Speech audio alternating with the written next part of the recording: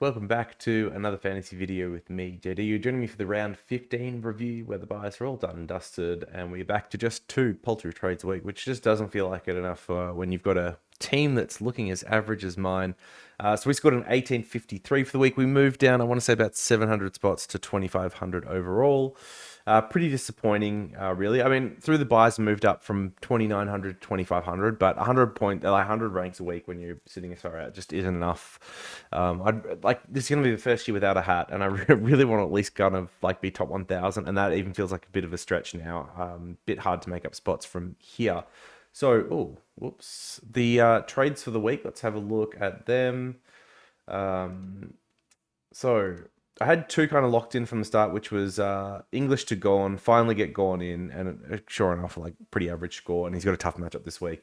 And then Sharp out to Zach. Yeah, I mean Sharp was just hemorrhaging money. He scored another 39, so I'm glad I didn't hold him any longer.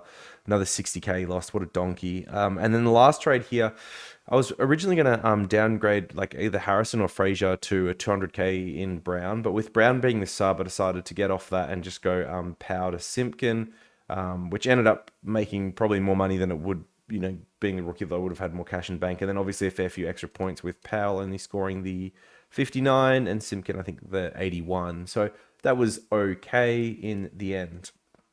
But yeah, overall, like, I think the biggest thing that held me back is probably the McKercher not playing these last couple of games. I like, missing one or two up front was fine. Maybe even missing last week where I had so many playing was okay, but missing this week as well was the killer. But really needed him because I was fielding one of Thomas or McMullen's scores. Ended up fielding both of them because Clary was an absolute donkey. So, yeah, if McKercher had been in there and popped in like a 70, 80, 90 and knocked off McMullen's score, that would have been pretty handy this week.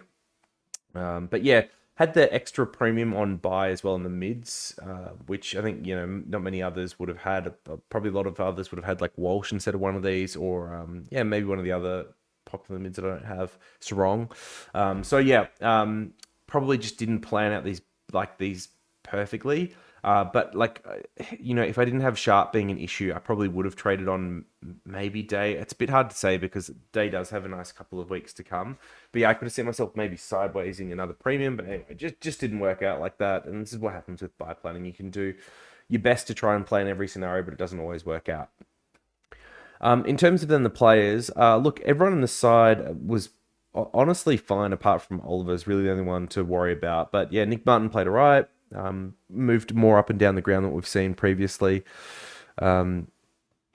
We had Young played very well, but much better from a Supercoach perspective than fantasy, but still good. Whitfield was good. Fisher was good. Even though he hasn't scored necessarily the best these last couple of weeks, these have been games where like North have been very competitive to the point of like winning, and I think he only had 2 kick-ins in the game just gone. So, yeah, like. Huge run up in the lead up before that. So I'm not too worried despite these two poor scores. To score an 88 in a game where they almost won with only 2 kick-ins, I actually think is like, very, very respectable. Goulden's been absolute great guns since trading him in. Wish he'd been more of a pod, to be honest. Funny about that. LG's been very good in Supercoach. Fantasy, he's still just tracking around that 100 mark, which I think this was always the knock on him. And people that didn't like him in this format just said like he's more of a Supercoach player. He's probably shown that out because he's been playing great, getting attention, but yeah, not like putting up big scores necessarily from a fantasy perspective. Merritt ended up being the fullback captain after the Gone 98. It was probably picking between him and Flanders, who both ended up on 111. Well done to anyone that jumped on the Goulden BC. Huge. And there was a fair few, like 17% of the top 10k according to J-Pop. Merritt had a tackle taken away late in the game, and just like the 115 psychologically would have been great, but that was fine. Butters, great bounce back game. I know people were like talking about trading him or moving him on, so that's good to see. And they got thumped, even though he scored lots. So hopefully that's a good sign that, like, just to let other teams know, hey, don't pay attention. Windy, go somewhere else. You don't need to look at Butters. It's, go to a Horn Francis, go to a Drew. Butters, whatever. Clary, yeah, it needs to go. 690k, that's incredibly cheap, but he needs to go. He's looking cooked at the moment. I'm sure like Lions will probably let him run around all free and he'll have a bounce back game, but that's very hard to hold at the moment. Let's actually start fixing up some of this team as well. Let's get McKercher on. Need you back this week, buddy. If you're not back this week, that's actually like big problems for me. Um, I'll figure out how to move Fisher down in a second. We'll have to sort prices in a second. Finally got Gorn. Uh, Probably just in time for him to go bust, and I should have held English or something stupid like that. And the forwards here, yeah, like Sexton played okay, but I think I'll have to see what his break evens at this week. But I think he's probably close to topped out in price. These next two matchups are nice, but I'm a little bit worried about him sustaining. He made 29k. I mean, I think he's topped out on price. Simkin was good, 81. It's just like he's not getting just enough, enough midfield time. He had 40% mid, so I think I'm happy to hold him for maybe like a week or two, just while he makes a little bit of extra money. But I'll move him on pretty quickly. McMullen got a full game, which was nice. It made some money that'll like help his break even. But at this point, like having people not playing is actually more useful than having people playing. And I think there's a risk I'm going to have like all 30 playing this week, apart from good old loophole Harry Barnett. Okay, so this is the team. I think the like interesting spots here that are weak are like clearly these two mid spots in Oliver and Day. Probably the two best mids that I'm missing, I would say, are Sarong and Walsh. Walsh, I think I'll just keep anti-potting, but Sarong's probably one I do want to figure out sooner rather than later. I could look at like Taranto as a sneaky other option, but he showed last year that he was great without Hopper and then terrible with him, and these scores came without Hopper. I think Hopper's back soon. Otherwise, the mid's looking pretty bare. In defense, I think like Crisp is the one you probably want to have over McKercher in the back line. Clark, Ryan, obviously in consideration up there with the rest of these ones. Rux here. I mean, yeah, Tom DeConey, I spoke about him a fair bit in the Supercoach video, but maybe he's the guy that you actually want, who I should have gone to, made up some extra money. That would have been pretty handy. 56k price rise too. Yeah, so like maybe it's some DeConey, but yeah, it's probably one of like Marshall, Grundy, Cherry, English. I think they're all close enough. I'm sure one will end up separating themselves. Couldn't tell you which one though, so I'm not going to muck around trying to predict that. In the forward line here, so Flanders, Zorko, Heaney, Fisher, I think are probably a good four. I said last week, I've been saying all week that Sexton's not there with power back. He's not going to be Sexton. A lot of people had him in their top six. It's not Sexton, bro. It'll never be Sexton. So who are the top two forwards from here? Caldwell's the one that put up his hand on the weekend. He's probably priced himself out. I haven't actually mucked around with trade yet, but he's probably priced himself out on my side. Most CBAs for the year for him looked very good, manning up with Yo. So I think the question here is like, will they continue to give him that 60, 70% CBAs? Or was that just a one-off because of who he was matched up on? And yeah, it's a bit of a question there. Open-ended question. Don't have a good answer to that. But yeah, Caldwell's one to think about. Otherwise, I think you're probably looking at Moore or Rankin as probably the other ones that I don't mind. Jackson obviously has the DPP for coverage with the Rucks. But in this format where you've got trades every week, I don't think like going to a 23rd or having cover is as useful as it is in Supercoach.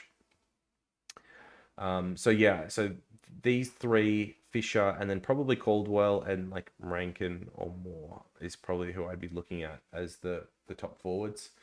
And then yeah, Sarong I want in the midfield still, and then I mean it's probably going to be Rosie as a cheap option for now over Oliver, and then maybe it's Data Sarong in a couple weeks, and then defense I don't know how I'm going to get Crisp.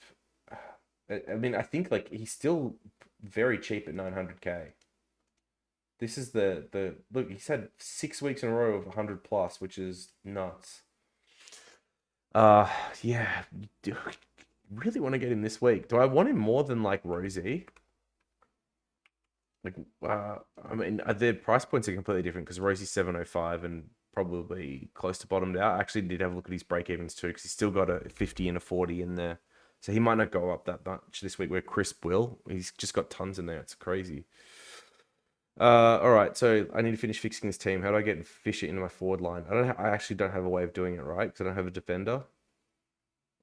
Cool. I can get. I mean, I can do it like this. I'm gonna trade Sexton this week, I think. So, but I'm probably trading Sexton to someone in the forward line, which means I might need a. Oh, can this be done? Oh, that's bad. I did not think this through. I don't have a rookie that I can swap into the defense to actually make this work. Oof, that's bad. That's really bad. Okay.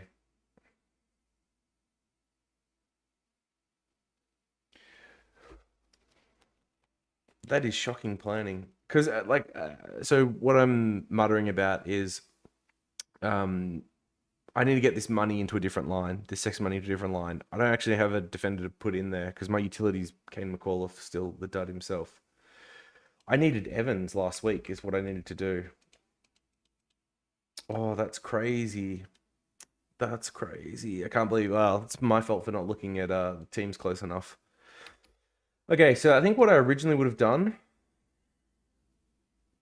is we get Oliver out. We probably get in someone like Rosie, and then we go Sexton out, and we trade Caldwell in. There you go. That looks pretty good, right?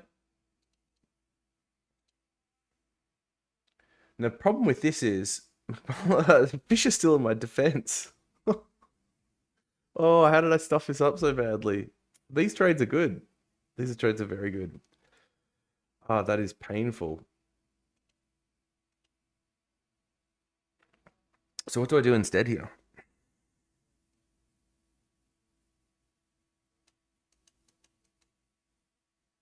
Effectively, I have to get a defender in this week. I have to get an Evans in.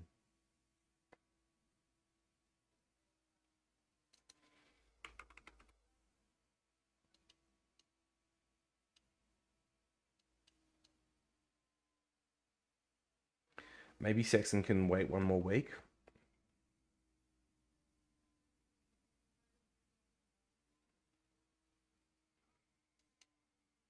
Can get rid of like Harrison. Oh, this is bad. This is so bad. I like. How did I? How did I not pay attention to any of this stuff? That's why you should always like look at least 1 week ahead of what your trades are going to be.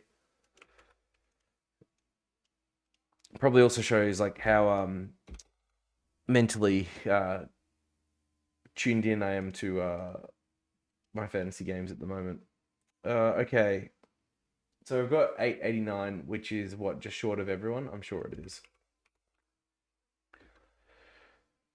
4K short. All right, I can make this happen with Chris, I think. Sorry, with Frazier over Harrison. But do I want Chris more than I want Rosie? I guess it probably comes down to break evens. So this is probably one move. Otherwise, it'll be uh, Frazier out and Crispin, I think. I'm gonna have to hold Caldwell for Sexton for one more week and then go to Caldwell the week after.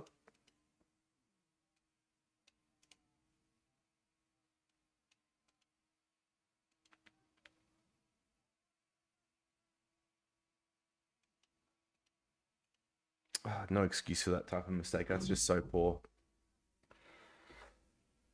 Okay. Well, we'll wear it on the chin. Uh, Thomas has made some money finally too. Woohoo! Oh, he's back over 400k.